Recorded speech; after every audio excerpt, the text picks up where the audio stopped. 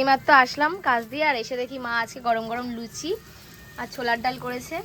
বাবা আর বোনের খাওয়া হয়ে গেছে, আমি খাবো এখন। দেখো গরম গরম লুচি ভাজছে মা, এটা নিয়ে যাই। ও হটপটে রাখবে মা, নাকি এর মধ্যে হটপটে নিয়ে যাবো? থাক, এটার মধ্যে নিয়ে যাই।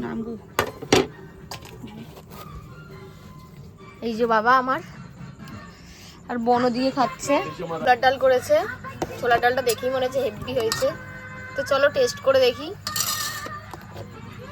এই যে আমি বেড়ে নিয়েছি, দোকানের মতনই পুরো লাগছে দেখতে।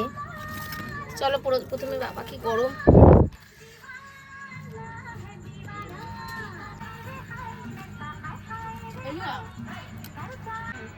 তো আমাদের তো আজকে রাতে বেলা ডিনারে লুচি আর ছোলার ডাল। আর তোমাদের কি কি আছে,